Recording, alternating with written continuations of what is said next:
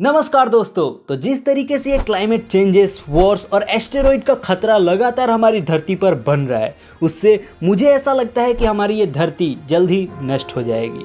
तो क्या आपने कभी ये चीज़ सोचा है कि अगर हमारी ये धरती खत्म होने वाली होगी तो आखिर हमारे पास वो कौन सा दूसरा ऑप्शन रहेगा जिस पे हम अपनी लाइफ को एग्जिस्ट कर सकते हैं, यानी कि वो कौन सा दूसरा प्लेनेट मौजूद है हमारे धरती के पास में जिसमें हम आसानी से अपने आगे के लाइफ को बना सकते हैं।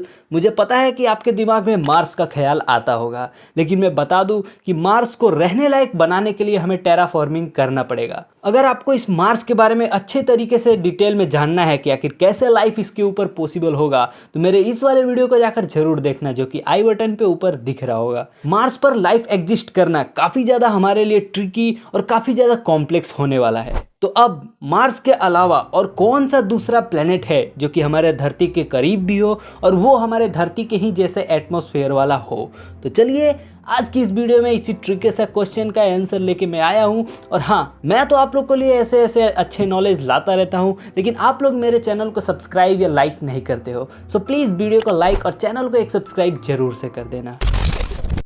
तो ये प्लैनेट हमारे धरती से लगभग 4.246 लाइट ईयर दूर अल्फा सेंचुरी नाम के एक स्टार सिस्टम में मौजूद है, यानी कि यहाँ तक जाने में लाइट को भी सिर्फ लगभग 4 साल का ही वक्त लगने वाला है। अब आप लोग सोच रहे होंगे भाई ये स्टार सिस्टम कौन से बला का नाम है, तो चलिए पहले इसी को ही जान लेते हैं। स्टार सिस्टम बिल्कुल हमारे सोलर सिस्टम के जैसे ही होता है, बशर्ते सोलर सिस्टम में सिर्फ एक ही स्टार होता है और बाकी सारे प्लेनेट। लेकिन इस स्टार सिस्टम में एक से ज्यादा स्टार्स मौजूद रहते हैं। और अब इस अल्फा सेंचुरी में ऐसे 3 स्टार मौजूद है जिनके नाम है Alpha Centauri A, Alpha Centauri B और प्रॉक्सिमा सेंचुरी। ये तीनों काफी ज्यादा बड़े स्टार और लगभग हमारे सन से काफी ज्यादा करीबी स्टार हैं। अब वैसे तो इस अल्फा सेंचुरी में लगभग काफी सारे प्लैनेट्स हैबिटेबल जोन में आते हैं। अब लगभग का मतलब सिर्फ 10 to 20% ऐसे प्लैनेट्स हैं जिसके अंदर लाइफ एग्जिस्ट हो सकती है।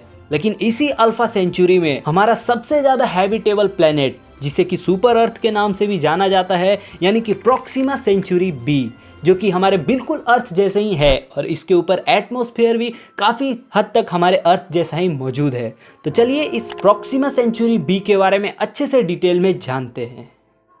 तो ये जो प्रॉक्सिमा सेंचुरी बी है, ये प्रॉक्सिमा सेंचुरी नाम के एक स्टार का चक्कर लगाता है, बिल्कुल उसी तरीके से जिस तरीके से हमारे अर्थ अपने सन का चक्कर लगाते रहता है। ये एक्सोप्लैनेट सेंचुरस कॉन्स्टिलेशन में एग्जिस्ट करता है। इस एक्सोप्लैनेट की दूरी भी अपने स्टार से बिल्कुल उतना ही है जितनी कि हमारे अर्थ और सन की है। इस प्रॉक्सिमा सेंचुरी बी और प्रॉक्सिमा सेंचुरी जो कि एक स्टार है, इन दोनों के बीच की दूरी लगभग 0.05 एस्ट्रोनॉमिकल यूनिट है। इसकी डिस्कवरी हुई थी 24 अगस्त 2016 में बाय यूरोपियन साउथर्न ऑब्जर्वेटरी में से। और इसके डिस्कवरी के साथ ही और भी 2 एक्सोप्लैनेट की डिस्कवरी हुई थी इसके पास ही, जिसका नाम है प्रॉक्सिमा सेंचुरी सी और प्रॉक्सिमा सेंचुरी डी। लेकिन जैसे कि मैंने बताया, इन तीनों में से सबसे ज्यादा हैबिटेबल प्रॉक्सिमा सेंचुरी बी ही है।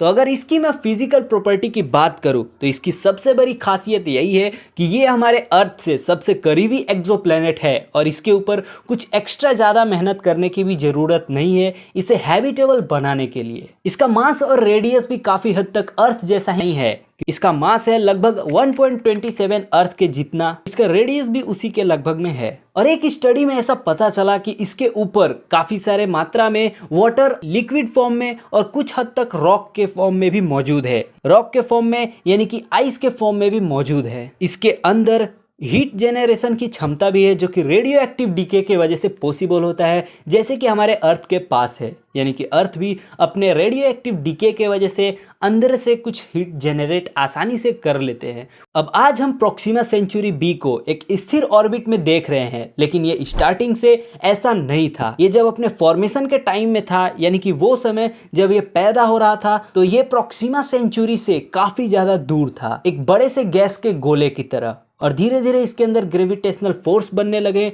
और जिस वजह से प्रॉक्सिमा सेंचुरी इसे अपनी तरफ खींच लिया और आखिर में ये अपने एक फिक्स ऑर्बिट में प्रॉक्सिमा सेंचुरी का चक्कर लगा रहा है। इसके ऊपर का टेम्परेचर हमारे लिए थोड़ा सा ठंडा होने वाला है क्योंकि इसका टेम्परेचर -39 डिग्री सेल्सियस एक एवरेजली रहता है। अब रही बात इसके ऊपर लाइफ सपोर्टिंग गैसेस की, यानी कि hydrogen, oxygen, carbon dioxide, methane etcetera, तो इसके अंदर दो तरह के केसेस जो कि साइंटिस्ट ने अज्यूम किए हैं वो हो सकते हैं। तो इसमें पहला केसेस है कि या तो इसके ऊपर का वाटर कंडेंस हो चुका होगा और इसमें से हाइड्रोजन रिलीज होके स्पेस में जा चुका होगा और अब इस प्लेनेट पे सिर्फ ऑक्सीजन और कार्बन डाइऑक्साइड ही मौजूद होगा। और दूसरा केस अभी तक ये सामने आ रहा है कि अभी भी ये अपने ऊपर के हाइड्रोजन को अच्छे से पकड़ के रखा है, जिस वजह से हाइड्रोजन और ऑक्सीजन के मिलने के वजह से इसके ऊपर आज के समय भी हमें पानी देखने को मिल सकता है।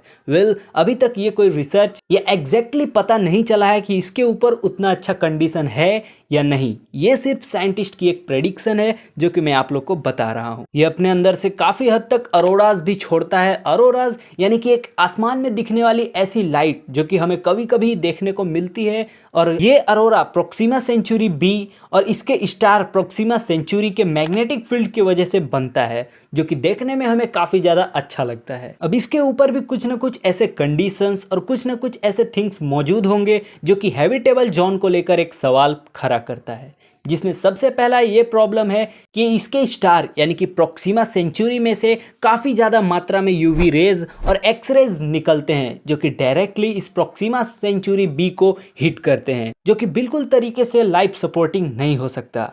अब हमारे अर्थ पर इस यूवी रेज से प्रोटेक्ट करने के लिए तो एक कवर है जिसे कि हम ओजोन लेयर कहते हैं, लेकिन इस प्रोक्सिमा सेंचुरी बी के ऊपर ऐसा कोई भी कवर मौजूद नहीं है, जिस वजह से ये यूवी रेज और एक्स रेज हमारे धरती के मुकाबले लगभग 60 से 80 गुना ज्यादा तेज और ज्यादा स्ट्रांगली इसके ऊपर इफेक्ट करते हैं।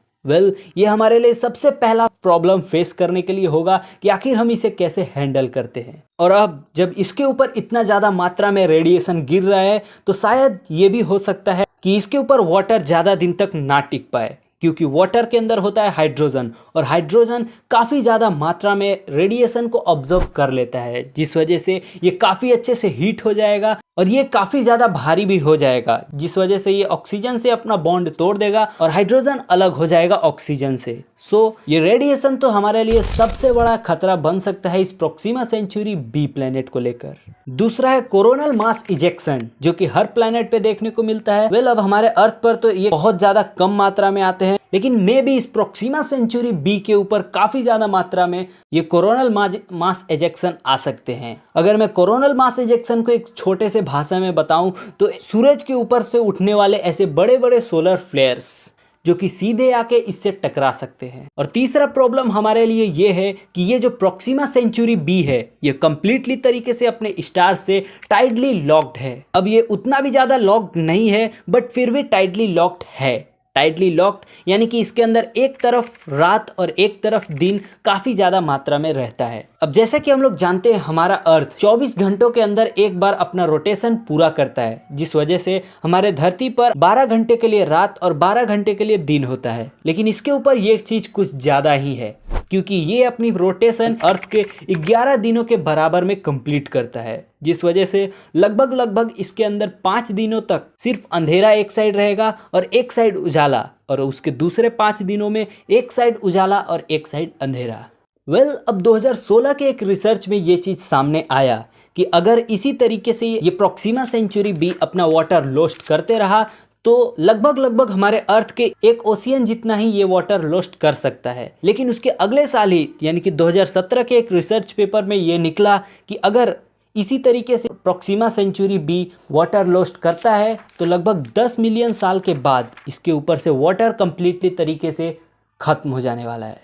अब आप लोग भी सोच रहे होंगे भाई 10 मिलियन, इसमें तो हमारे कई पुश्ते आके चले भी जाएंगे, तो इससे हमें कोई परवाह नहीं पड़ता है। लेकिन अभी भी जो कि सबसे बड़ा कारण मुझे लगता है वो ये है कि इसके ऊपर हम जाएंगे कैसे, क्योंकि यहाँ पर लाइट को भी जाने में लगभग 4.2 लाइट ईयर लग जाता है। हमारे आज के बड़े बड़े टेक्नोलॉजी के हिस्से भी हम इसके ऊपर जल्द से जल्द नहीं पहुँच सकते। सबसे पहले तो हमें कोई ऐसे मशीन या कोई ऐसे इक्विपमेंट बनाने की ज़रूरत है जो कि लाइट के स्पीड से चल सके। अगर लाइट के स्पीड से नहीं, फिर भी उसके आधा या लगभग 60-70% के उस स्पीड से तो चल सके, तभी जाकर हम ऐसे पॉसिबल वर्क्स कर सकते हैं। आपका राय क्या है? क्या हमारी ये धरती अगले 15-20 साल में ही खत्म हो जाएगी या अभी और चलने वाली है? मुझे अपनी राय कमेंट करके ज़रूर से बताइएगा। और हाँ, चैनल को सब्सक्राइब लाइक करना ना भूलना।